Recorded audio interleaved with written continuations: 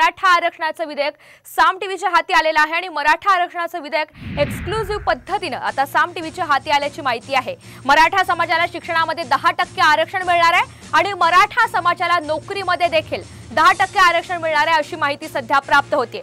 साम टीव्हीवर आताची सगळ्यात मोठी बातमी तुम्ही पाहताय।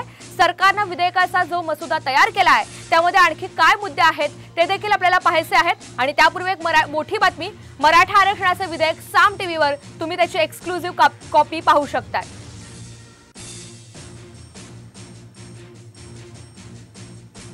मसुद्यात नेमके काय मुद्दे आता आपण पाहतोय। मराठा समाजाला 10% आरक्षण हे दिलं जाणार आहे।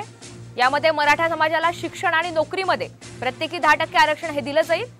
मराठा समाज सामाजिक आणि शैक्षणिक दृष्ट्या मागास आहे असं निरीक्षण नोंदवलं गेलं। आत्महत्या केलेल्या शेतकऱ्यांपैकी 94% व्यक्ती या मराठा समाजातील आहेत।